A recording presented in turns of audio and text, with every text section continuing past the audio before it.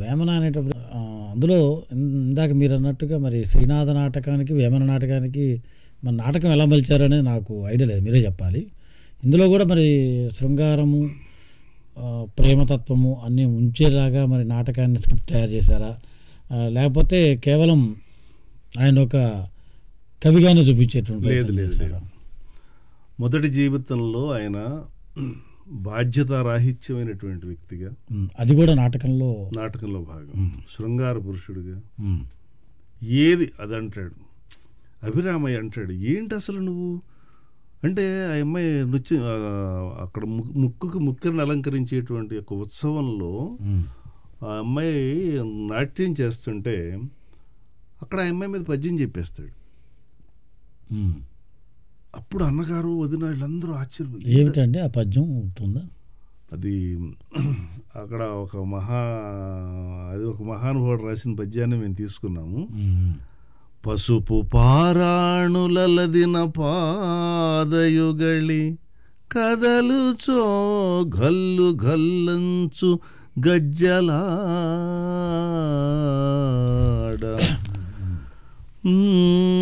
అలల కైవడి హస్తంబులాడుచుండ నాట్యవేదిక బొల్చెను నటియొకర్చే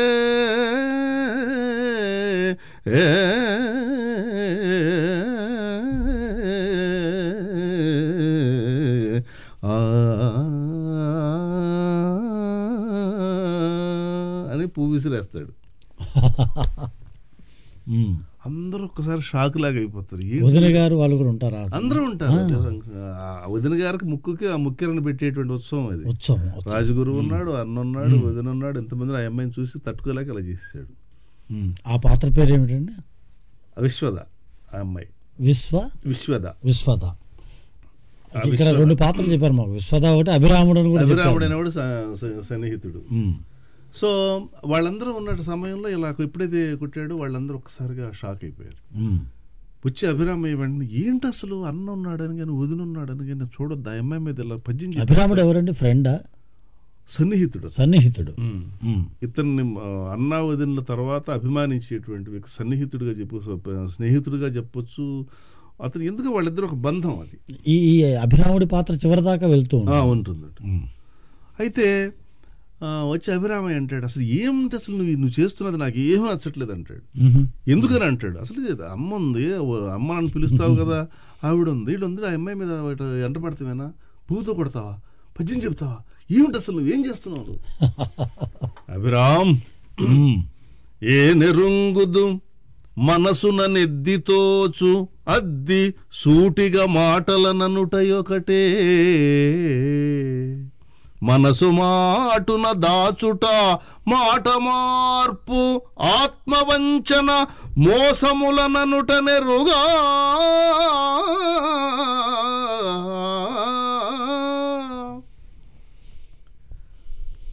ముక్కున గుద్దినట్లు మాట్లాడటమే నాకు తెలుసు అంటాడు. ఏమిటయ్యా నువ్వు అసలు ఒక ఆడదాని మీద నువ్వు పిచ్చివాడా ఏమనుకుంటున్నావు? ఆడుదాని చూడ అర్థంబు చూడా, అర్థమనగా డబ్బు బ్రహ్మకైనను పుట్టు రెమ్మ తెగులు, కామి అయిన జనుడు ఘనుడుగాడాయనే,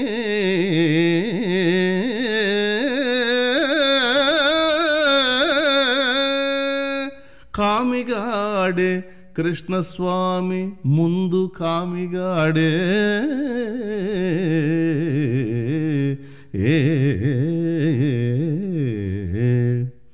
ఏ కృష్ణుడు కామిగాడా? కామి అయితే ఘనుడు కాలేడా? ఆ తర్వాత మోక్ష మార్గం చెప్పాడు. కాబట్టి నాకు ఇష్టం వచ్చినట్టు నేను ఉంటా. ఇంత స్పెసిఫిక్గా ఉంటాడు అతను, ఇంత నిర్మోహటంగా ఉంటాడు. తను ఏదనుకుంటే అది చేసేటువంటి మనస్తత్వంగా మేము ప్రజెంట్ చేసాం. అలాగే అక్కడికి వచ్చేసి ఏం చెప్తాడు, దేవాలయంలో ఒక అంటరాని వాడు వచ్చి నేను దేవాలయం ప్రవేశించేటువంటి ఆ విభూతిని తీసుకెళ్ళడానికి ఒక అతి దయనీయమైన పరిస్థితిలో నా భార్యకు ఆరోగ్యం లేదు, ఈ విభూతి పెడితే బ్రతుకుతుందని చెప్పారు, ఇంకా డాక్టర్ రాడు మా దగ్గరికి, మా గూడానికి ఎవరు రారు, మేము వస్తే మాకేమైనా చీపురు కడతారు, ఇది కడతారు, ఇవన్నీ మేము భరించలేము, ఏదైతే అయిపోయింది నా భార్య బతకాలని చెప్పి నేను వచ్చానని చెప్పేసి అంటే ఆయన పూజారి పట్టు కొడుతూ ఉంటాడు. ఆయన మీరు మనుషుల రాక్షసులు, ఎందుకు అతన్ని ఇలా హింసిస్తున్నారు అంటాడు. ఇది ఇలా వచ్చాడు వాడు, అసలు రావడం మన అగ్రహారంలోకి రావడమే తప్పు, ఇలా చేశాడు, ఇలా చేసి ఇది నేరం, అది అని చెప్పేసి అంటే నథింగ్, ముందు విభూతి ఇచ్చి పంపండి అని చెప్పేసి బలవంతంగా విభూతి ఇచ్చి ఆయన పడదొస్తాడు. ఆయనకి దెబ్బ తగిలి రక్తం వస్తుంది. ఆయన వెళ్ళి ఫిర్యాదు చేస్తాడు అన్నగారికి. మేము ఎంచుకున్న కథ అన్నగారి దగ్గర ఒక డిస్కషన్ జరుగుతుంది. అప్పుడు వచ్చాడు, ఎవరు నేను కొట్టిందంటే ఇది ఇలా మీ తమ్ముడు కొట్టాడు అంటాడు. మా తమ్ముడు ఇలా ఇలా చేశాడు, ఇలా చేశాడు, ఆచారభంగం చేశాడు, వాడిని ఏమో తీసుకొచ్చి ఇక్కడ పెట్టాడు, ఇవన్నీ తప్పు కాబట్టి వాడిని శిక్షించాలంటాడు. సరే పిలిపిస్తారు. నువ్వు ఇలా చేసావా? చేశాను. ఎందుకు చేసావు? తప్పేముంది? అంటరాని వాడిని తీసుకొచ్చి చాలా ఏం ప్రవేశించి తప్పు కాదా? అసలు అంటరాని వాడు అంటే ఎవడని అడుగుతాడు. అప్పుడు ఆయన చెప్తాడు, నాయన ఈ బ్రహ్మ సృష్టించింది 4 వర్ణాలే, కానీ ఈ వర్ణాశ్రమం ఈ ధర్మాలన్నింటినీ కూడా పాటించకుండా వీటిని ఇదా చేసిన వాళ్ళని బహిష్కరించారు. ఆ బహిష్కరణకు గుర్తి ఆ రోజు నుంచి వీళ్ళకి మానవ హక్కులు ఇవ్వకుండా పెడుతున్నారు. కాబట్టి అంటరాని వాళ్ళు ప్రత్యేకంగా చాతుర్వర్ణాల్లో లేరు. ఈ వర్ణాశ్రమ ధర్మాలను ఎవరైతే ఉల్లంఘించి సమాజ కట్టుబాట్లను తప్పుకున్నారో వాళ్ళని వెలివేశారు, వాళ్లే అంటరాని వాళ్ళుగా పరిగణింపబడుతున్నారు అని చెప్తాడు. అంటే ఇది భగవత్ సృష్టి కాదన్నమాట, మానవ సృష్టి అన్నమాట అంటాడు. అవును, మానవులే సృష్టించారు. దుర్మార్గుల దౌష్ట్యానికి సమాజం నాశనం కాకుండా ఉండటానికి ఆర్యులు సృష్టించారంటాడు. భగవన్ నిర్మితమైన వర్ణ వ్యవస్థ నుండి వెలివేసే హక్కు ఆర్యునికి ఎవరిచ్చారు? ఎవరా ఆర్యుడు? ఈ వ్యవస్థకు మూలమైన వాడు ఆ ఆర్యుడే అయితే ఆ ఆర్యుడి నిలువున ఉరి తీయాలి. మహారాజా చూసారా, ఈ ధర్మాన్ని నాశనం చేయటమే కాకుండా విప్లవాత్మకమైనటువంటి ధోరణి ఆర్యుల మీద పడిపోతున్నాడు, ఇలా చేస్తాడు అలా చేస్తాడు అని చెప్పి ఈ వ్యవస్థకు మూలమైన వాడిని ఉరి తీయాలి అంటేనే మీరింతగా నా మీదకు ఉరుముతున్నారే. ఈ దేశపు మూలవాసులు, ఈ దేశంలో పుట్టి ఈ దేశంలో పెరిగి ఈ దేశంలో తిని ఈ దేశంలో మరణించేటువంటి ఈ దేశపు మూలవాసులు వారసులు నస్పృశ్యులని చేసి వారి కనీసపు మానవ హక్కులు కూడా ఇవ్వకుండా చూస్తున్న మిమ్మల్ని, మీ కులధర్మాన్ని ఏం చేయాలి? అయినా నీతి న్యాయం విడిచి ఒకడు ఎవడో ఎప్పుడో వెలువేయబడితే వాడి సంతతిని తరతరాలుగా సమాజ దూరలను చేసి హింసించడం ధర్మమా? మీరన్నట్టు సమాజ శ్రేయస్సు కోసమే వెలివేశారనుకుంటే పారపట్టి పలుకుపట్టి నిర్భాగ్యపు జీవులు చేస్తున్న శ్రమ ఎవరి కోసం? సమాజం కోసం కాదా?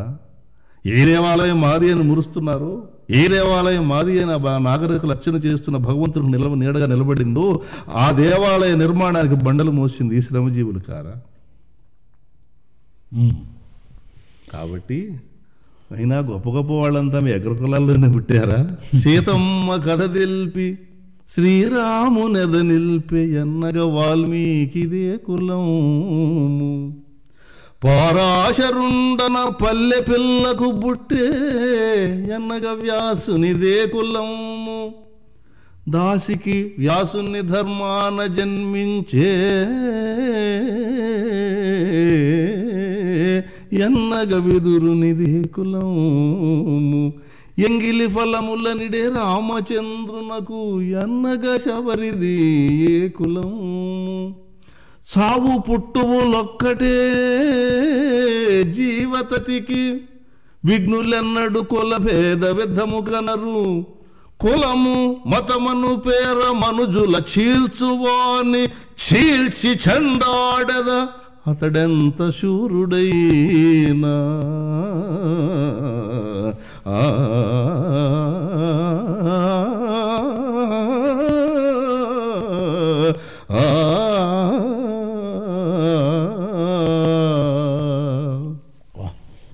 ప్రజాకవి వేమన ఆవిష్కృతమవుతున్నారు ఇక్కడ గుమ్మడి గోపాలకృష్ణ గారి ద్వారా. గోపాలకృష్ణ గారు, ఇప్పుడు ఒకసారి మరి ఫోన్ నెంబర్ చెప్తాను. ఓకే. మన ఇప్పుడు వింటున్నారు కదా గుమ్మడి గోపాలకృష్ణ గారు మరి శ్రీనాథుడి పద్యాలు మీకు వినిపించారు. అదేవిధంగా ఇప్పుడు ప్రజాకవి వేమన గురించి మనం చెప్పుకుంటున్నాము. ఆ వేమన నాటకంలోని పద్యాలు, ఆ సన్నివేశాలు చెప్తున్నారు. గుమ్మడి గోపాలకృష్ణ గారితో మీరు మాట్లాడాలంటే వెంటనే మీరు ఫోన్ చేయండి. యూఎస్ నుంచి అయితే 201340195, ఇండియా ల్యాండ్లైన్ నెంబర్ అయితే మరి 04066778403, స్కైప్ ఐడి తెలుగు.తరంగ. ఈ లోపల నేను ఈ వేమనలో మరికొంత చక్కటి పద్యాలు వాటి గురించి మాట్లాడేటువంటి ప్రయత్నం చేస్తాను. గోపాలకృష్ణ గారు, ఇందులో బ్రేక్ తీసుకోవాలనిపించట్లేదు సార్, మీకేమైనా ఇబ్బందిగా ఉందా? నాకేం లేదండి. ఎందుకంటే నేను ముందే అనుకున్నాను 3 గంటలు 4 గంటలు నాటకాలు వేసేటువంటి గుమ్మడి గోపాలకృష్ణ గారి షోలో మనం మళ్ళీ బ్రేక్ ఇచ్చి వేరే పాటలు పెట్టడం, వేరే సినిమా పాటలు పెట్టడం అనేంత భావ్యం కాదనిపిస్తుంది నాకు. సో ప్రజాకవి వేమన ముందు ఇందా మీరు చెప్పారు విశ్వద. అవును, విశ్వద మీదకు పువ్వు వీసినటువంటి శృంగార నాయకుడు అక్కడ. ఆ తర్వాత సమాజంలో ఉన్నటువంటి రుగ్మతలను చీచి చెండాడినటువంటి విప్లవ మూర్తి అక్కడ ఆవిష్కరించారు.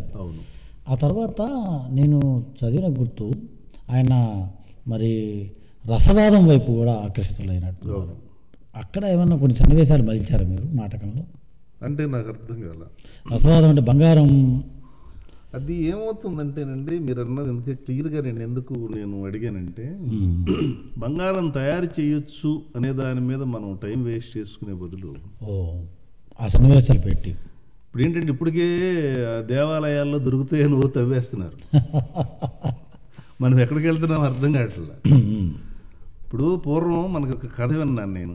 ఎక్కడ మన గాలిగోపురాలు కట్టేటప్పుడు శ్రీకాళహస్తిలో పెన్నా నదిలోకి వెళ్ళి పనిచేసినటువంటి కూలీలకి పెన్నా నదిలోకి వెళ్ళి ఎవరెంత కష్టపడితే అంత బంగారం దొరుకుద్ది అని చెప్తే ఈ పని చేసిన తర్వాత వెళ్ళి ఆ నదిలో వెతుక్కుంటే వాళ్ళు నిజంగా అలా దొరికేదట. ఇది కూడా మన ఈయన ఉన్నారు కదా, మన ధవళేశ్వర ఆనకట్ట కట్టినటువంటి మహానుభావుడు మన కాటన్ మహాశయుడు కూడా, కాటన్ గారు కూడా అప్పట్లో గోదావరి మీద బ్రిడ్జి కట్టనివ్వటానికి ఛాందస్సులు ఒప్పుకోకపోతే, ఏ పని వాళ్ళు రాకపోతే అక్కడ డబ్బులు దొరుకుతున్నాయి అని చెప్పేసి అలా తీసుకొచ్చే సందర్భాలు కూడా మనం వింటూ ఉంటాం. అలాగే ఏంటంటే ఇప్పుడు అది కష్టపడితే అక్కడ ఫలితం దొరుకుతుందని చెప్పి అన్నారు. బంగారం తయారు చేయొచ్చు, మనం ఫలాను వాడి బంగారం తయారు చేయొచ్చు అనేటువంటి ఒక మూర్ఖపు వాదాన్ని మనం ఇంకొకటి పెట్టామనుకోండి, దీని మీద అప్పుడు ఈ చేతబడులు బాణామతులతోనే చచ్చిపోతున్నాం మనం. అవును, ఈ పురాతన కట్టడాలన్నీ తవ్వకాలతోనే చచ్చిపోతున్నాం. మా మానవ బలులిస్తే దొరుకుతాయి అని చెప్పేసి పిల్లలు తీసుకెళ్ళి బలిచ్చినటువంటి సంఘటనలు చూస్తూ ఉన్నాం. మరి ఎటు తీసుకుని వెళ్తున్నాం మనం అని కొన్ని మనం నాటకం ఎప్పుడు ఏం చెప్పాలంటేనండి, ఏదైతే ఆచరణీయమైనటువంటి ఒక విధానాన్ని మనం నాటకంలో చెప్తే ప్రయోజనం చూసుకోవాలి. మూర్ఖంగా ఏదో ఛాందస్వాదాన్ని తీసుకెళ్ళి కథలో అంటే వాస్తవ సంఘటనలు ఉన్నాయి, కానీ అది ఎంతవరకు నిజం అనే దాని మీద సరైనటువంటి క్లారిటీ లేదండి. వేమన కథే క్లారిటీ లేదు అసలు. వేమన 4 ఉన్నారని గోపి గారి యొక్క ఆయన సిద్ధాంత గ్రంథంలో ఆయన ఒక వేమన తొంగ వేమన, నాస వేమన, 4 వేమనలు ఉన్నారు. వేమనకు ఒక గుడి ఉంది కటారుపల్లిలో, అది అసలు వేమన కాదంటారు.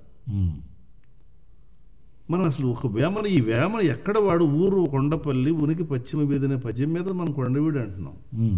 ఎడ్డి రైతు ఏదో రెడ్డి కులం అని చెప్పేసి వేమారెడ్డి తమ్ముడని చెప్పుకుంటున్నావు. కానీ యథమిర్థంగా ఇది స్టోరీ, ఇది కథ అని చెప్పగలిగిన వాళ్ళు ఇప్పటి వరకు మనకి ఇచ్చినటువంటి గ్రంథాల్లో ఎవరిని తీసుకున్నా వాళ్ళు కూడా ఇది కథ అని చెప్పేసి ఎవరు చెప్పలే. వేమన కథకి చాలా అడ్డంకులు వచ్చాయి. ఇప్పుడు వేమన నాటకంలో మీకు బాగా కదిలించినటువంటి సంఘటన, నన్ను నాటకంలో నేను ప్రతి సన్నివేశాన్ని కూడా నేను ఒక డాక్టర్ డి విజయభాస్కర్ గారు, మీకు తెలిసి ఉండదు, ప్రఖ్యాత సాంఘిక రచయిత. ఆయన ఈ మధ్య సంగీత నాటక అకాడమీ అవార్డు కూడా పొందాడు.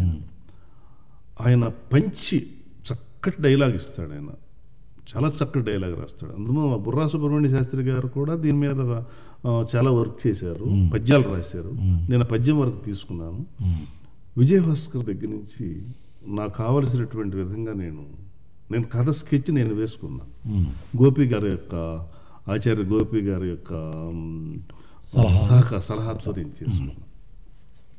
ఇలా మేము ముగ్గురు ఎప్పుడైతే కలిసి దీన్ని ప్రయాణం చేశామో ఒక చక్కటి కథ వచ్చింది. విశ్వద అభిరామ్ ఎందుకు వచ్చింది, తర్వాత అసలు వీడు అసలు ఒక స్త్రీని నగ్నంగా చూస్తే యోగి అయిపోతాడా? కాదే.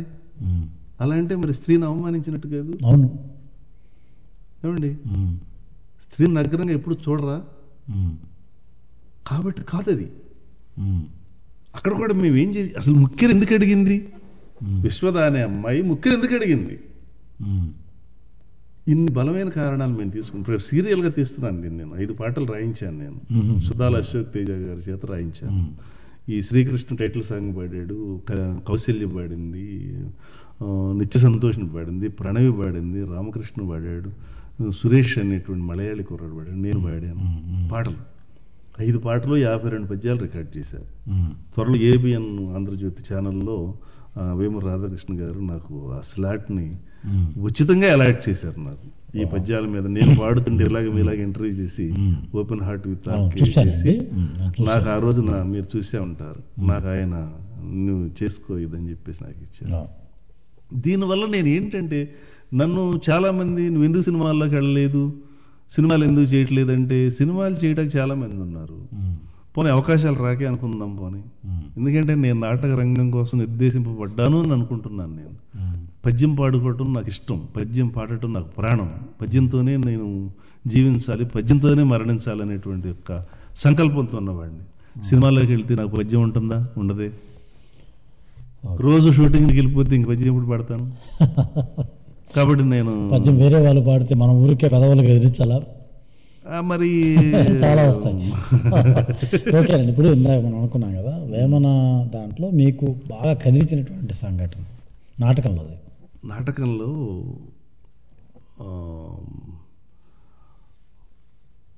అమ్మాయిని చూసిన తర్వాత ఇక్కడ ఒక ముఖ్య సన్నివేశం ఉంటుందండి.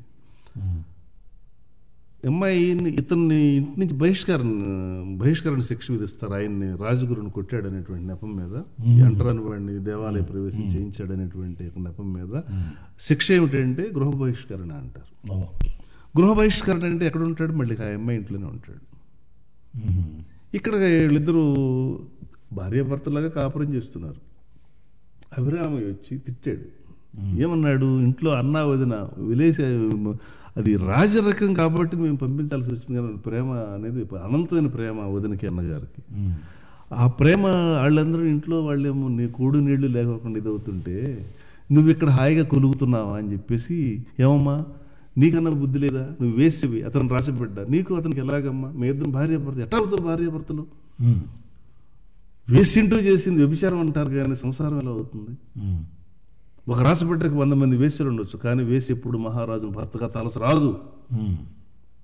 అమ్మా నువ్వన్న వదిలేసేయి, నువ్వు ఈ స్లాష్ నుంచి బయటపడు అని చెప్పి నానా రకాలుగా తిట్టేసి వెళ్ళిపోతాడు. ఏడుస్తుంది అమ్మాయి. ఎందుకు ఏడుస్తావు?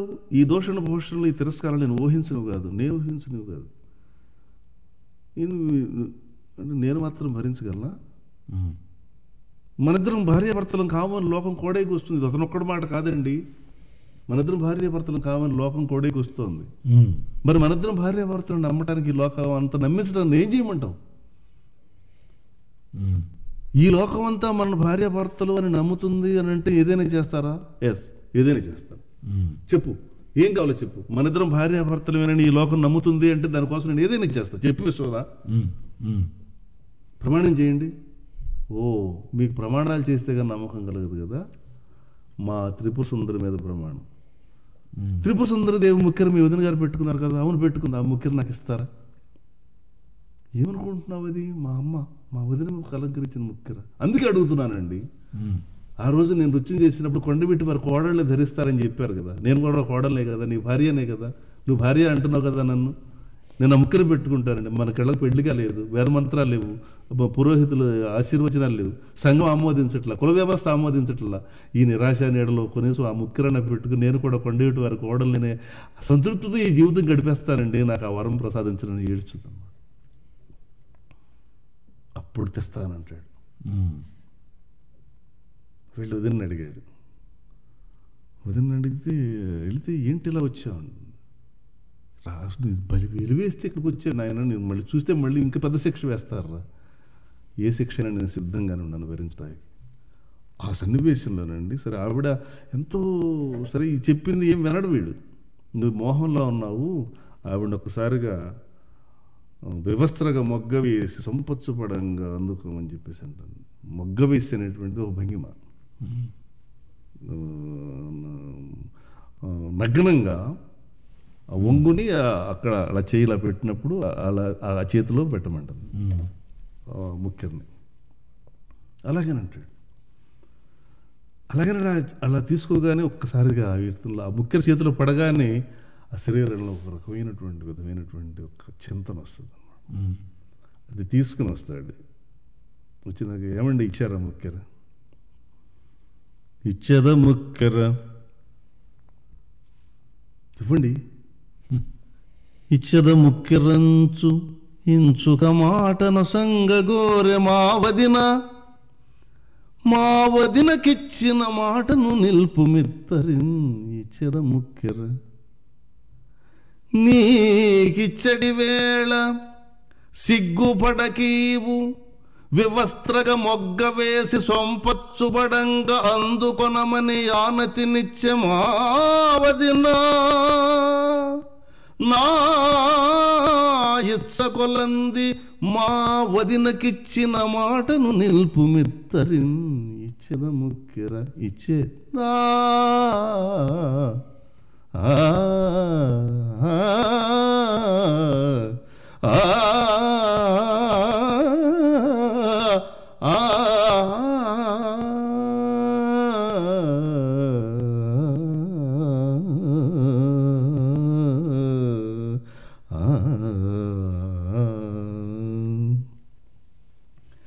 ఒకసారి ఆవిడ షాక్ అయింది. ఎందుకంటే అప్పట్లో ఉన్నటువంటి యొక్క వీళ్ళు కళావంతుల కుటుంబాల్లో పుట్టిన వాళ్ళు సంగీతం, సాహిత్యం అన్నీ నేర్చుకుని ఉండేవాళ్ళు. వాళ్ళ దేవాలయాల్లో దేవదాసులుగా ఉండేవాళ్ళు. కాబట్టి వాళ్ళ సర్వశాస్త్రాల్లోనూ ప్రావీణ్యత ఉండేది. అందుకని ఆ అమ్మాయి ఒక్కసారి అర్థం చేసుకుంది, ఇలా చెప్పిందంటే కారణం. ఇంక ఇవాళతో మనం ఈ శృంగార జీవితం అయినా సరే పర్వాలేదు, నేను ముఖ్యలు పెట్టుకోవాలి, నేను పరిశుద్ధరాను. సరే అలా చెప్పిందా మహాతల్లి, ఓకే. ఒక్కసారి కనపడింది, చూశాడు. ఏమిటిది, ఏమిటి ద్వైతీభావం, జుగుప్సా పారవశ్యం పక్కపక్కనే ఉన్నాయా? రాశీభూత భ్రాంతిమయ శృంగారం ఎక్కడుంది? అంగాంగ సృష్టిలోనా లేక నా ఈ దృష్టిలోనా? నిజంగా అంగాంగ సృష్టిలోనే ఉంటే నేటి వరకు పరమ సౌఖ్యము, పరమ సుఖము, సౌఖ్యం అనిపించిన ఆవిడ శరీర భాగాలు ఇప్పుడు ఎందుకు ఇలా కొత్త కోణంలో కనిపిస్తున్నాయి? తెలుసుకున్నాను, కాదది మర్మస్థానం, విశ్వమర్మములకెల్లా ఆస్థానం. అణురూపము నుండి మనుషుడు అమరుడు ప్రస్థానం అది. అమ్మా కామదహన ముందు కలిగి నాకు కైవల్య లబ్ధి. అమ్మా కన్నుల గప్పి కావరము కానగనై తిని సత్యము. అమ్మా ఈ మన్నున చేరు దేహమును మాంసపు ముద్దలు పాలతిత్తులను పునమిరేల కౌగిళుల పోడిమి పట్టగ నెంచు మూర్ఖుడన్ సనుతి చేతు నిన్ను జ్ఞానమిడి సాకితివి అమ్మరో నన్ను నేడిటు. అమ్మా కన్నుల గప్పి కావరము కానగనై తిని సత్యము. అమ్మా అమ్మా అమ్మా కళ్ళలో పడిపోయాడు. ఒక్కసారిగా ఆవిడ ఏమంది, స్వామి మీకు ఆనందాన్ని కలిగించిన ఏ శరీరం మీ వైరాగ్యానికి కూడా మార్గం చూపింది. ముక్కిరి ధరించాను, ఇంకా నాకేం కావాలి స్వామిని పడిపోయి చచ్చిపోయింది. ఒకసారి మళ్ళీ ఇతనికి ఇది ఏమిటిది, క్షణం క్రితం కులికావు, మాట్లాడావు, మరుక్షణంలో నిస్తేజంగా పడిపోయావు, అసలు ఏమిటి ప్రాణం అంటే ఏమిటి, ఎక్కడి నుంచి వస్తుంది, ఎక్కడికి పోతుంది, ఈ రహస్యం నాకు ఎలా తెలుస్తుంది? అప్పుడు అక్కడ గురువు ఆజ్ఞ వస్తుంది, నాయన ఎవరు స్వామి మీరు? నేను నాయన లంబికా శివయోగిని. గురుదేవ చూడండి గురుదేవ ఎలా నిస్తేజంగా పడుందో, క్షణం క్రితం వరకు గాలి పీల్చింది గురుదేవ, చుట్టూ గాలి ఉంది కానీ ఆవిడలో గాలి లేదు, ఏమిటి రహస్యం? పిచ్చివాడా, బయట ఉంటే వాయువు, లోపలికి వెళితే ఆయువు రా అన్నాడు. నువ్వు దీనికోసం పుట్టలేదు, నీ బ్రతుకు ఒక కారణం ఉంది, నువ్వెందుకు పుట్టావో తెలుసుకో, సాంఘయోగాన్ని అధ్యయనం చేయి, ప్రకృతి నీ వశమైపోతుంది, అప్పుడు నువ్వు సాధించలేదంటూ ఏమీ లేదు. నీ కోసం నీ సంఘంలో లోక కళ్యాణం జరగాల్సిందని ఆయన నువ్వు తెలుసుకో, నీ జన్మకు పరమార్థం తెలుసుకోమంటాడు. తెలుసుకున్నాను గురుదేవా, బ్రతుకదెల్ల మాయ, భవబంధములు మాయ, తెలివి మాయ, తన్ను తెలియ మాయ, మాయ తెలియువాడే మర్మజ్ఞుడగు యోగి. విశ్వద విశ్వద విశ్వద చిరుతార్థురాలు పోయినావమ్మా, విశ్వద చిరుతార్థురాలు పోయినావమ్మా. విశ్వద అభిరామ వినురవేమా,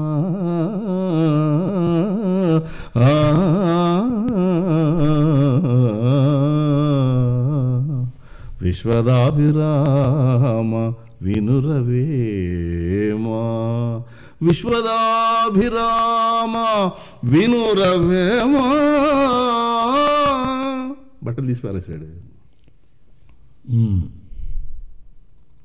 యోగి అయిపోయాడు, చెప్తా ఉన్నాడు. ఈ లోపల అన్న వదిన పరిగెత్తుకుంటూ వచ్చారు, అభిరామయ్య వచ్చాడు. ఏంటి నేను ఎలా చూసుకోవాలనుకున్నావు, ఎలా అయిపోయేవేంటి, ఇదేమిటి దిశమలతో ఏంటి, ఇదేంటి నాయన అసలు? అమ్మా అన్నీ మనం అనుకున్నట్లుగానే జరిగితే ఆ బ్రహ్మ రాసిన రాతకి ఫలితం ఏముంటుందమ్మా? ఆ బ్రహ్మదేవుడు ఎప్పుడు ఎలా ఎవరి దగ్గర రాస్తాడో అతనికే తెలియదు, పిచ్చివాడు.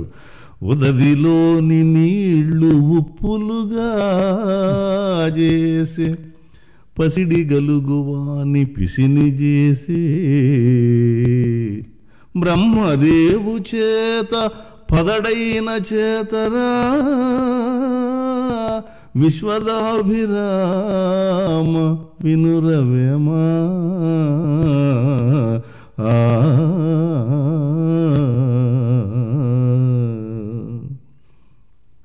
పిచ్చి చేత చేస్తాడమ్మా, సముద్రాన్ని చేశాడు కదా, ఉప్పు నీళ్ళు చేశాడు, మంచినీళ్ళు చేస్తే అందరికి ఉపయోగపడతాయి కదా.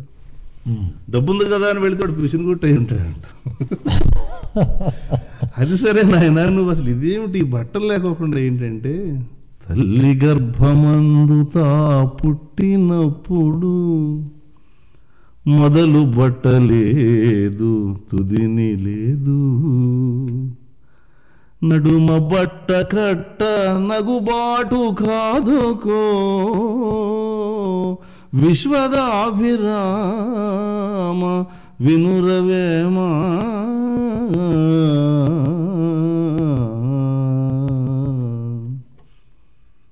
మొదలు బట్టలేదు, బట్టలేదు అని అడుగుతాడు. అక్కడి నుంచి ఇక ప్రచారానికి వెళ్తాడండి. మనకి పశులవన్నీ వేరు, పాలెల్ల ఒక్కటి, పుష్పజాతి వేరు, పూజ ఒకటే, దర్శనములు వేరు, దైవంబు ఒక్కడే, విశ్వదాభిరామ వినురవేమా. దైవం లేడం లేదు ఆయన, ఆచారాలనే ఖండించలేదు ఆయన. ఒక్కడైనా భగవంతుడిని అనేక ఆచారాలతో, అనేక విధాలుగా, అనేక రూపాలతో పూజిస్తూ ఉంటారు. కానీ ఆత్మశుద్ధి లేని ఆచారమది ఎలా, భాండ శుద్ధి లేని పాకమేల, చిత్తశుద్ధి లేని శివ పూజలేలరా విశ్వదాభిరామ వినురవేమా.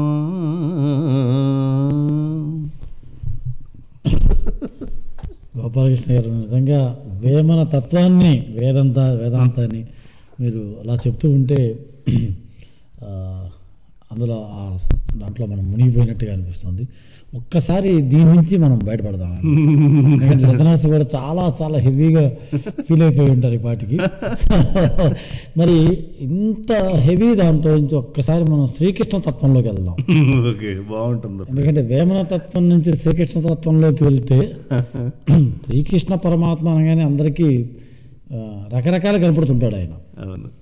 మనకి తులాభార నాటకం చూస్తుంటే ఒక రకంగా ఉంటాడు, రాయభారం చూస్తుంటే రాజకీయవేత్తగా చతురతగా దౌత్యవేత్తగా కనపడుతుంటాడు అక్కడ. తులాభారంలో అది తెలుసు, అదొక ఆ సంఘటనలు వేరు. ఆయన తులాభారంకి వస్తే ఏం జరుగుతుందంటే దక్షిణ నాయకుడు అంటారు ఆయన. ఇక అక్కడ ఎన్ని కష్టాలు అవసరం అంటే అదొక లీల అంటారు. ఒకవేళ ఈ భార్యలందరినీ సమర్థించటం, ఇంతమందితో మెలగటం అంటే అన్ని రకాలైనటువంటి మనస్తత్వాలన్నింటినీ సంతృప్తిపరచటం కింద తీసుకోవాలి. ఓకే. ఒక మీ పిల్లలు ఉన్నారండి, మీ పిల్లల్లో ఒక పెద్ద పిల్లాడు ఒక రకంగా ఉంటాడు, చిన్న పిల్లాడు ఒక రకంగా ఉంటాడు, మూడో పిల్లాడు అంటూ ఇంకో రకంగా ఉంటాడు. రకరకాల మనస్తత్వాలు మిమ్మల్ని విసిగిస్తూ ఉంటారు. కొడతారా వాళ్ళని? ఎందుకని కొట్టరు? వాడు చాక్లెట్ ఎవరికి ఇష్టమో చాక్లెట్ ఇస్తారు, వీడికి ఏది ఇష్టమో వాడికి ఏది ఇస్తారు, వీడికి ఏది అనిష్టించి మొత్తానికి అమ్మాయి మెయింటైన్ చేస్తుంటాం. అదే తులాభారం కృష్ణుడు. తులాభారంలో మెయింటెనెన్స్ బ్యాలెన్స్ అంతే కదా. ఆవిడేమనుకుంటుంది, సత్యభామ నేనే తప్పితే ఇంక మా ఆయన ఇంకెక్కడికి వెళ్ళాడో నేనే నా భుజానికి కట్టేసుకున్నానని చెప్పేసి ఫీల్ అవుతూ ఉంటాను. ఈయన సర్వాంతర్యామి అనే విషయాన్ని ఆవిడ మర్చిపోతూ ఉంటుంది. ఓకేనండి, మనకు ఒక కాల్ అందుబాటులో వచ్చారు. Hello hello, welcome to radio తరంగ అండి. నమస్కారం అండి, మేము ఇక్కడ నుంచి మాట్లాడుతున్నాను. మీ పేరు చెప్పండి ఒకసారి. మా పేరు ఇందిరా అండి. ఏమండి? ఇందిరా అండి. ఓకే అండి, ఇందిరా. ఓకేనండి. గోపాలకృష్ణ గారి మాటలు వింటూ అసలు మయమైపోయానండి. అసలు మాట్లాడటానికి మాట్లాడే రావట్లేదండి. అమ్మో, ఎవరమ్మా, ఎక్కడి నుంచి మాట్లాడుతున్నారు ఇందిర గారు? ఇక్కడ మెంఫిస్ అండి, టెన్సీ నుంచి మాట్లాడుతున్నానండి. ఎన్ని రోజులకి అసలు మనసంతా నిండిపోయి అసలు కళ్ళలో నీళ్ళు కూడా చేస్తున్నానండి. ధన్యుడమ్మా, నేను చాలా ధన్యుడిని. ఇందిర గారు, మరి ప్రస్తుతం శ్రీకృష్ణ తులాభారం గురించి మనం మాట్లాడుకుంటున్నాం. అడగండి, మీరేం అడగాలనుకుంటున్నారు? అడగండి అమ్మా, చెప్పండి. మీరు మీ అనుభూతులు చెప్పండి చాలు. అసలు ఏంటంటే అసలు ఇంకా మాట రావట్లేదండి. అంత మైనట్టి అసలు నన్ను నేను మర్చిపోయి వింటున్నాను అనుకోండి. చాలా బాగున్నారండి. అసలు పద్యం అంటే చాలా ఇష్టం అన్నమాట చిన్నప్పటి నుంచి. మా ఊర్లో చిన్నప్పుడు నా చిన్నప్పుడు అంటే 6-7 సంవత్సరాలప్పుడు కూడా చూసేవాళ్ళం. తులసి జలందరూ అవన్నీ నాటకాలు వేయించేవాళ్ళు మా ఊర్లో. ఏ ఊరండి? మా ఊరండి ఖమ్మం జిల్లా మదర్ దగ్గర కట్టెల కాడని ఊరండి. అది నాటకాలు చూసి కూడా పద్యం అంటే చాలా బాగా ఇష్టం అండి. ఒక నాట కూడా చాలా సార్లు పెట్టుకొని చూస్తూ ఉంటానండి. అండి చాలా ఓకే అండి. ఇందిర గారు, ధన్యవాదాలండి మీరు ఫోన్ చేసినందుకు. గోపాలకృష్ణ గారికి మన చాలా నమస్కారాలు చెప్పుకుంటున్నాను. నమస్కారం అమ్మా, నమస్కారం. మీ అందరి యొక్క ఆశీర్వాద బలంతో గోపాలకృష్ణ గారు చాలా చిన్నదానండి, చాలా చిన్నదానండి. ప్రదర్శించాలి, మనందరిని అలరించాలి. గోపాలకృష్ణ గారు వింటున్నారు కదా, అభిమానుల యొక్క పద్యం పట్ల అభిమానం, అది యాక్చువల్గా అవునండి. మీకు శృతి లయాన్వితంగా భావ ప్రకటనతో పద్యాన్ని చదివితే మనకి ఏదైతే సంగీతంలో శిశుర్వేత్తి పశుర్వేత్తి వేత్తి గానరసం పణి అంటారు, అలాగే మన పద్యానికి పద్యం సూటిగా చెప్పుద్దండి. ఒకసారి అవునండి, అసలు అట్లా అట్లా రాగం అట్లా పద్యాలు వేస్తుంటేనే మనసంతా అసలు అన్వేషణ జరుగుతుందండి. హలో ఓకే అండి, మరి ఇంకోళ్ళు హలో కట్ అయినట్టుందండి. Right, okay. గుమ్మడి గోపాలకృష్ణ గారు అభినవ శ్రీనాథ బిరుదాంకితులు, అంతర్జాతీయ స్థాయిలో రంగస్థల నటులు. వారి ప్రస్తుతము వేమన గురించి ఇందాక మనం మాట్లాడుకున్నాము. ఆ తర్వాత అంతకుముందు మనం ఇతర పాత్రలు, ఇతర దీని గురించి కూడా మాట్లాడుకున్నాం. ఇప్పుడు శ్రీకృష్ణ తులాభారం గురించి మాట్లాడుకోబోతున్నాము. మీరు ఫోన్ చేయాలంటే వెంటనే ఫోన్ చేయండి. యూఎస్ నుంచి అయితే 201-340-1950, ఇండియా ల్యాండ్లైన్ నెంబర్ అయితే 040-6677-8403, స్కైప్ ఐడి తెలుగు.తరంగా. ఇంకా ఆలస్యం చేయకుండా మీరు వెంటనే ఫోన్ చేస్తే గోపాలకృష్ణ గారితో మనం మాట్లాడుకున్నాం. మనకి సమయం కూడా అయిపోతుంది కనుక ఈ లోపల తులాభారము, తర్వాత శ్రీకృష్ణ రాయభారం, ఈ రెండు నాటకాలు చాలా అద్భుతమైన నాటకాలు. వీటి గురించి మనం మాట్లాడుకునేటువంటి ప్రయత్నం చేస్తాం. గోపాలకృష్ణ గారు, తులాభారంలో శ్రీకృష్ణుని యొక్క తత్వం. కృష్ణ తులాభారం ఇంతకుముందు నేను చెప్పినట్లుగా అది ఒక గమ్మత్తైనటువంటి భక్తి అనేటువంటిది. ఇది ఒక భక్తిని మించినటువంటి వస్తువు ఏది లేదు అని చెప్పే ప్రయత్నమే కృష్ణ తులాభారం నాటకం. ఆయన చివరిలో ఒక మాట చెప్తాడు. సత్యభామ ఇప్పుడు రుక్మిణీదేవి వచ్చి తులసి దళంతో తూచిన తర్వాత ఏమిటి ఇలాగా అయిపోయిందని అంటే అప్పుడు చెప్తాడు, భక్తి లేక ధనమిచ్చి గాని ధాన్యమిచ్చి గాని వస్త్రవాహనాదులను సంగి గాని గుడులు గోపురములు కట్టించి గాని నన్ను వశపరుచుకునుట కలలోని మాట. భక్తిచే పత్రమైనను పుష్పమైనను ఫలమైనను తోయమైనను ఎవరు నాకు సమర్పించుకుందరు వారికి నే దాసుండనే మెలంగేదా. ఇది ఏ భక్తి మహత్యం అంటాడు. ఇదేంటంటే మనకు ఆడంబరాలకు పోయి వెంకటేశ్వర స్వామి కిరీటం చేయిస్తే కిరీటం చేయించినంత మాత్రం చేత వెంకటేశ్వర స్వామి అభవిస్తాడు అనుకోవటం మనం అజ్ఞానమే.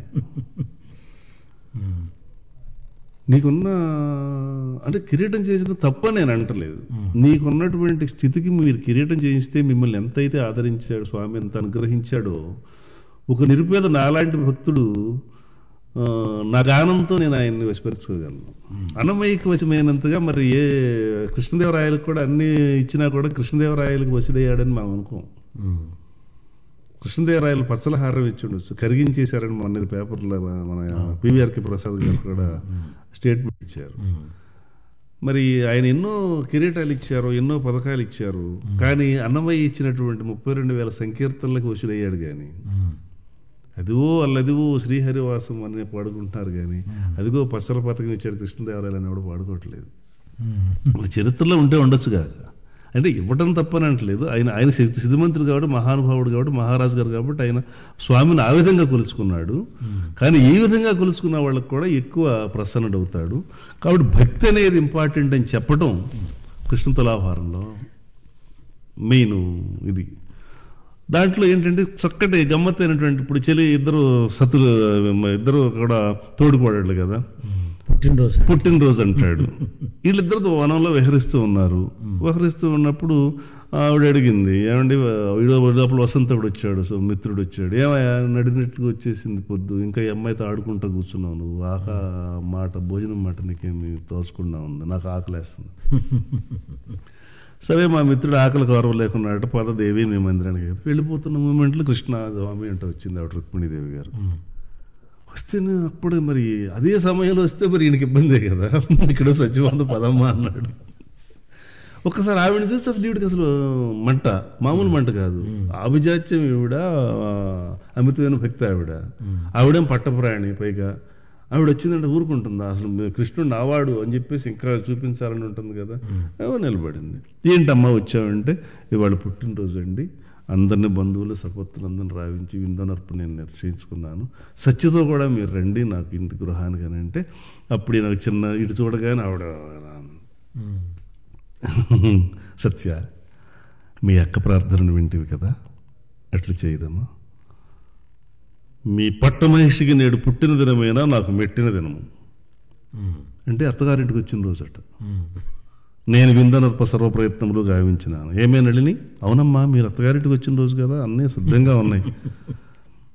క్షణం క్రితం మా ఇంటికి బయలుదేరారు కదా, ఇప్పుడు ఎవరింటికి విందారే ఇష్టమో మీరే నిశ్చయించుకోండి అంటుంది. ఓ దీనికి ఒక కారణం ఉంది, దేవకార్యం కూడా ఒకటి ఉంది. మళ్ళీ ఇంద్రుడు కొలువుకోవడానికి ఇంద్రుడికి సన్నిధికి ఈ పారిజాత వృక్షం ఇవన్నీ చేరాలి. అవును, నారదుడు అక్కడ ప్రతిజ్ఞ చేసి వచ్చాడు, మళ్ళీ నేను పంపించేస్తానమ్మా అని. అక్కడ శశిదేవి నిద్రపోవటంలా పారిజాత వృక్షం పోయింది కదా. అప్పుడు కృష్ణుడు అన్నాడు, ఓ సత్యకప్పుడే కోపం వచ్చినది, కానీ ఇదంతయో నారద కార్యములకు అనుకూలము కాగలదు. అరవిందేక్షణ సత్యభామ పటు మోహాంధీకృత స్వాంతయై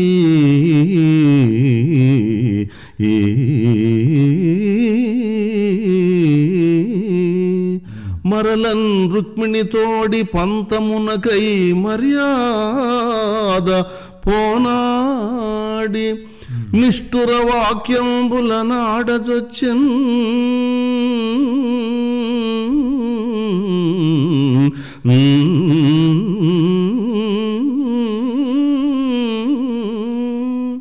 ఇక ఈ జోకం పరాకూనక ఈ తరుణం బందెరిగింతు మన్మహిత భక్త త్రాణపారీణతన్ అరవిందేక్షణ సత్యభామ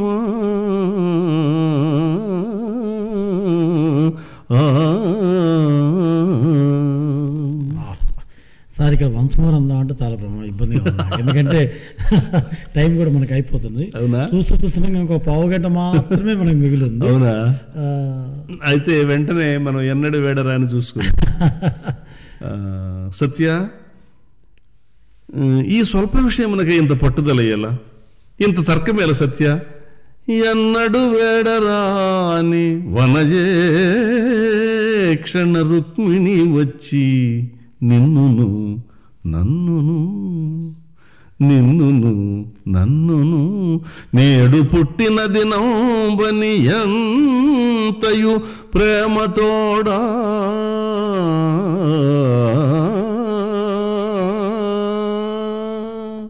మృష్టాన్నముల ఆరగింప స్వగృహమునకు దయసేయ వేడుచో కన్నడ సేయవు నెదవు కంజదళాక్షి. తులాభారం నాటకంలో గోపాలకృష్ణ గారికి నంది అవార్డు కూడా వచ్చింది. అవును. సో నిజంగా చాలా అద్భుతంగా నటిస్తుంటారు గోపాలకృష్ణ గారు. నిజంగా స్టేజ్ మీద కనుక చూస్తున్నట్టయితే మనకి కొన్ని సన్నివేశాల్లో మనకి మామూలుగా కృష్ణుడు అంటే సినిమాలో చూసినప్పుడు ఎన్టీ రామారావు గారే అనుకుంటాం మనం. కరెక్ట్గా అదేమిటో కానీ ఒక విచిత్రం ఏంటంటే కొన్ని యాంగిల్స్లో మనం అలా చూస్తున్నప్పుడు స్టేజ్ మీద నటిస్తున్నప్పుడు వారి ముక్కు కూడా కొంచెం అలాగే అనిపిస్తుంటుంది మనకి.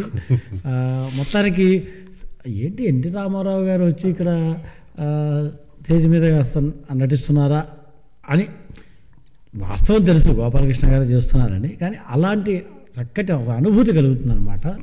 సో ఆయన ఈ తులాభార నాటకంలో వారికి నంది అవార్డు కూడా ఆయన తీసుకోవడం జరిగింది. తర్వాత తులాభార నాటకం తరువాత మనం రాయభారంలోకి వచ్చేటప్పటికెళ్ళి శ్రీకృష్ణుడు అమ్మో సామాన్యుడు కాదండి బాబు, ఇక్కడ సతులతో వ్యవహారం, అక్కడేమో ఇక వైరిపక్షం స్వపక్షం, అక్కడ బ్యాలెన్స్ చేయాలి.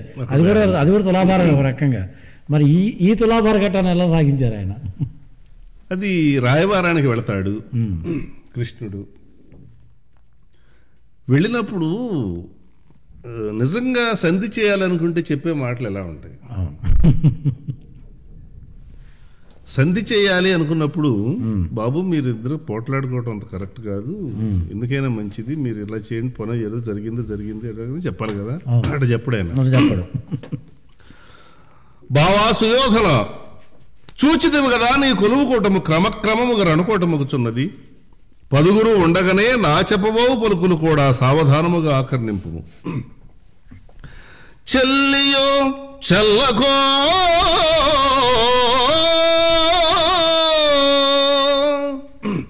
చెల్లియో చెల్లకో తమకు చేసిన ఎగ్గులు సైచిరందరు తొల్లి గతించే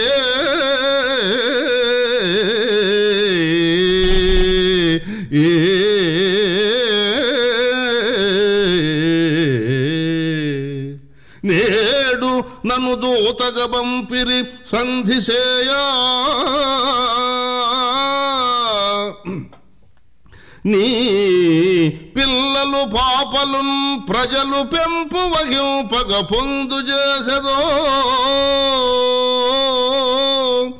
ఎల్లి రణం బెకూర్చరావో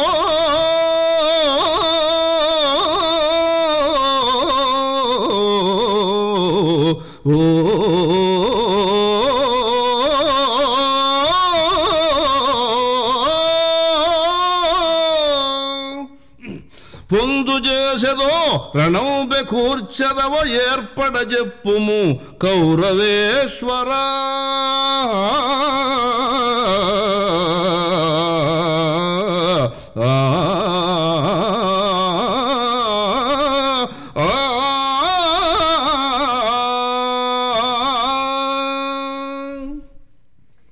ఈ పద్యానికి ఎన్ని వంశమోర్లు ఉన్నాయో అదొక పెద్ద గిన్నిస్ రికార్డ్ ఏమో బహుశా అనుకోవడం. ఎన్నో ఉన్నాయి. ఎందుకంటే ఇక్కడ మనం ఒక్కడ చెప్పుకోవాలండి, మన ఏ దేశంలోనో ఒక నాటకం 30 ఏళ్ల పాటు ఆడిందని చెప్పేసి మనం ఒక రికార్డుగా చెప్పుకుంటున్నాము. ఇప్పుడు 100 సంవత్సరాలు ఈ నాటకం మహాకవులు తిరుపతి వెంకట కవులు రాసి 100 సంవత్సరాల నుంచి రోజుకి సంవత్సరానికి 1000 ప్రదర్శనలు చొప్పున వేసుకున్నా కూడా 1,00,000 ప్రదర్శనలు దాటి ఉంటుంది. అద్భుతమైనటువంటి నాటకం. ఇంకా ఎంతో మంది ఆనాటి నుంచి ఈనాటి వరకు నా తరం వరకు ఆడుతూనే ఉన్నాం, ఇంకెంతో మంది ఆడుతూనే ఉంటారు. జీవనాటకం సాగుతూనే ఉంటుంది. మనకి ఇందాక ఒక మిత్రుడు మనకి జెండాపై కపిరాజు అడిగారు కదా, ఆ పద్యం చేసిన తర్వాత మనకి సమయం కూడా సరిపోయేటట్టుంది కాబట్టి ఆ పద్యంతో రాజరాజా సంధికి అంగీకరింపవేని కురుక్షేత్ర మహాసంగ్రామమే అనివార్యంబగునేని రాబోవు కురుక్షేత్ర మహాసంగ్రామమున మా మధ్యమ పాండవుని పరాక్రమమును చిత్రీకరించుచున్నాడను సావధానముగా ఆకర్ణింపుము. జెండాపై కపిరాజు జెండాపై కపిరాజు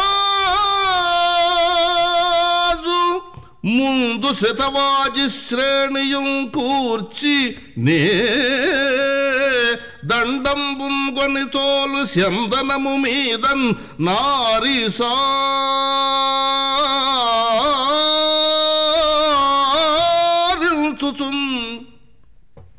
గాంధీవమ్ము ధరించి ఫల్గుణుడు మూకం చెండుచున్నప్పుడు ఒక్కండును నీ మొర ఆలకింపడు కురుక్ష్మానాథ సంధింపగన్.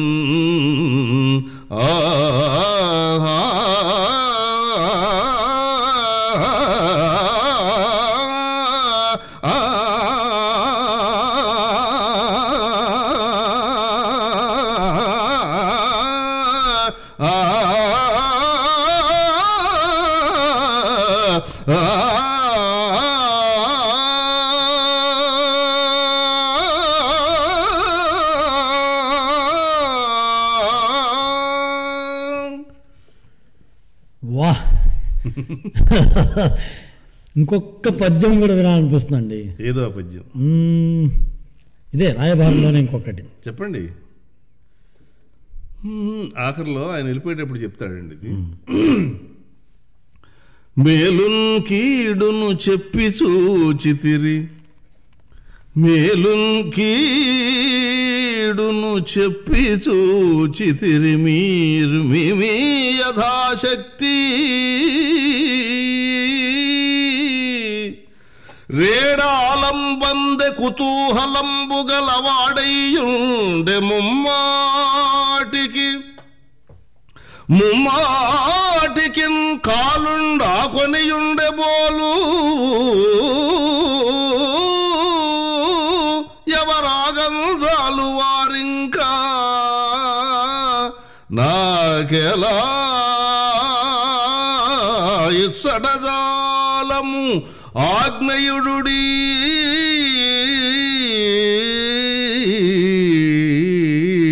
ఇందున్న వారెల్లరూ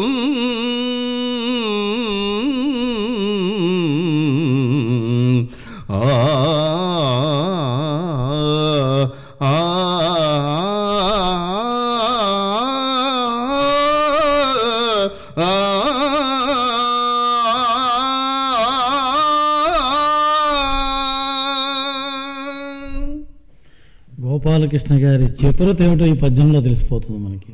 మనందరి యొక్క లిజనర్స్ యొక్క ఆజ్ఞ ఇమ్మని అడిగారు. ఇంక నాకేలా ఇచ్చడం ఆజ్ఞేయుడి ఇందున్న వారెల్లరూ. చాలా చాలా సంతోషం అండి. నాట్య కళా సంపన్నులు, తర్వాత ఎన్టీఆర్ పురస్కారం అందుకున్నారు, శ్రీనాథ మహాకవి కానీ, అల్లసాని పెద్దని కానీ, బిల్వమంగళ కూడా, ఇంకా హరిశ్చంద్ర మనం ఇంకా దాన్ని టచ్ చేయలేదు వాళ్ళ కార్యక్రమంలో. అవును, బహుశా మళ్ళీ కొంచెం సీరియస్ అవుతున్నాం అది మొదలు పెడితే. సో మరొకసారి మా రేడియో తరంగ శ్రోతలందరికీ మీరు ఒక హామీ ఇస్తే, మీరు అన్నట్టుగా శ్రీకృష్ణ పరమాత్ములు వారు రాయభారం నుంచి బయటకు వెళ్తున్నట్టుగా మీరు వెళ్ళొచ్చు. అదేంటంటే మీరు ఒక చక్కటి మాకు మంచి కార్యక్రమాన్ని మరొకసారి తప్పకుండానండి. ఎందుకంటే పద్యం నా ప్రాణం. పద్యాన్ని ప్రాచుర్యంలోకి తీసుకురావాలనే నా కోరిక ఈ రకంగా తీరుతుంది కాబట్టి ఎక్కువ మంది శ్రోతలకి పద్యం, మన తెలుగు పద్యం ఉంది, పాడేవాళ్ళు ఉన్నారు, ఇంకా మన చాలా చక్కటి నాటకాలు ఉన్నాయి అనేటువంటి విషయం మనకి దేశాల్లో ఉన్నటువంటి మన తెలుగు ప్రజలందరికీ, తెలుగు సోదర సోదరీమణులందరికీ వచ్చేటువంటి చిన్న బాలబాలికలందరికీ కూడా తెలియాల్సిన అవసరం ఉంది. కాబట్టి ఆ ఉద్యమంలో నేను ఉన్నవాడిని కాబట్టి నేను ఈ మధ్య నా వెబ్సైట్ కూడా ఒకటి నేను ఓపెన్ చేశాను. అది www.gummadipadyanaatakam.com. దాంట్లో నా పద్యాలన్నింటినీ పెడుతున్నాను. నేను ఒకటే ప్రజలను కోరుకుంటున్నాను, పద్యం తెలుగు భాషకే స్వంతం, పద్య నాటకం తెలుగువాడి ఆస్తి, పద్యం తెలుగు భాషకు ఏ భాషకు లేనటువంటి వరం తెలుగు భాషకు ఉంది. ఆ పద్యాన్ని మనం విని, మనదైన పద్యాన్ని మనం వినటం మనకు గర్వకారణంగా మనం భావించాలని చెప్పేసి ఆ ఉద్యమంలో నే ఉన్నాను, ఆ ఉద్యమంతోటే ఉంటాను. ఆ పద్యం ప్రాచుర్యం చేసేటువంటి యొక్క అవకాశం ఆ బాబాగారు నాకు ఇచ్చారు. నా చివరి శ్వాస వరకు పద్యం పాడేటువంటి అవకాశం ఇమ్మని ఆ భగవంతుని కోరుకుంటూ, నాకు ఈ అవకాశం ఇచ్చిన మీకు, మీ రేడియో తరంగాకి, నన్ను ఇంటర్వ్యూ చేసిన మీకు అందరికీ కూడా, మీ సౌండ్ ఇంజనీర్ గారికి అందరికీ కృతజ్ఞతలు తెలుపుకుంటూ, ఒక్కసారి సంక్రాంతి శుభాకాంక్షలు కూడా అందరికీ కూడా, ఈ రేడియో ద్వారా విన్నటువంటి శ్రోతలందరికీ సంక్రాంతి శుభాకాంక్షల్ని. గొబ్బెమ్మల్ని పెట్టుకుంటారు విదేశాల్లో కూడా, చక్కటి భోగిపళ్ళు పూసుకుంటారు. ఈ సంక్రాంతి పిండి వంటలు, అరిసెలు, ఇవన్నీ కూడా మన తెలుగు పండగల యొక్క సౌరభం అంతా ఆఘ్రాణించాలని కోరుకుంటూ, మీ గుమ్మడి గోపాలకృష్ణ. నమస్కారం, ధన్యవాదాలండి. ఇది పసందైన పద్యాల విందు భోజనం. మరొకసారి మనం మరో కార్యక్రమంలో కలుసుకుందాం. ఓకేనా? బాయ్.